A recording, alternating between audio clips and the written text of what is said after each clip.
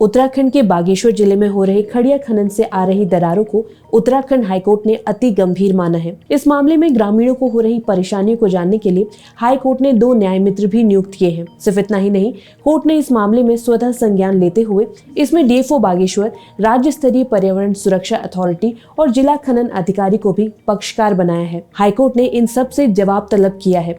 सोमवार को हुई उत्तराखंड हाईकोर्ट की सुनवाई में कोर्ट ने क्या क्या टिप्पणी की, बागेश्वर में हो रही खड़िया खनन का पूरा मामला क्या है और हाईकोर्ट को इस मामले में स्वतः संज्ञान क्यों लेना पड़ा, इस रिपोर्ट में हम आपको बता रहे हैं हर एक डिटेल विस्तार से।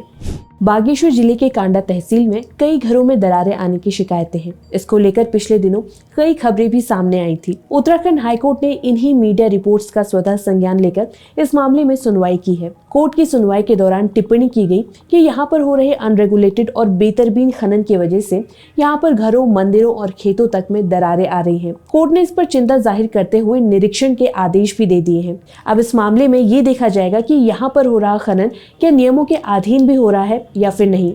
ये भी जाना जाएगा कि जब ये क्षेत्र आपदा के लिहाजे से संवेदनशील है तो यहाँ पर इतनी भारी मशीनों से खनन क्यों किया जा रहा है। अगली सुनवाई में प्रशासन से इन सभी सवालों के जवाब लिए जाएंगे। लेकिन ये पूरा मामला क्या है, बागेश्वर में आखिर ये क्यों हो रहा है, आइए इन सबको विस्तार से जानते हैं। दरअसल कुछ मीडिया रिपोर्ट्स में ये बताया गया कि बागेश्वर जिले में खड़िया के लिए खनन किया जा रहा है।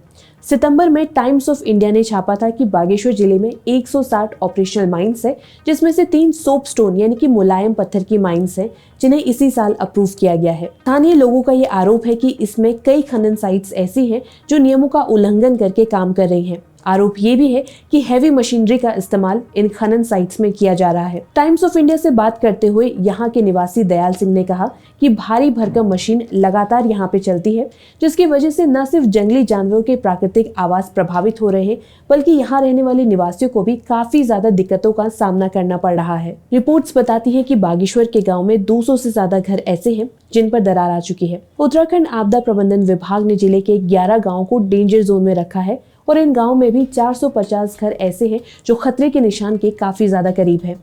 बागेश्वर में आपदा का खतरा इतना ज्यादा होने के बावजूद यहां धड़ल्ले से खनन किया जा रहा है।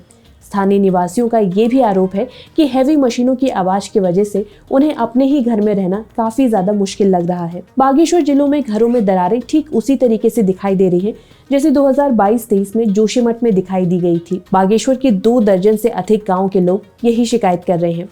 लोग इस भूधसाव के लिए भारी मशीनों द्वारा पिछले कई दशकों से हो रहे अंधाधुंध खड़िया खनन को जिम्मेदार बता रहे हैं। स्थानीय लोगों का कहना है कि जिले के कुल 402 गांवों में से 100 से अधिक गांवों का धीरे धीरे ढहने का खतरा है। उत्तराखंड के चमोली जिले में स्थित जोशीमठ, जिसे हाल ही में ज्योतिर्मठ नाम दिया गया है, में 2003 की शुरुआत में लगभग 1000 लोगों ने अपना घर छोड़ा था, जब भूमि धंसने के कारण दीवारों और फर्शों में बड़ी दरारें देखी गई थी।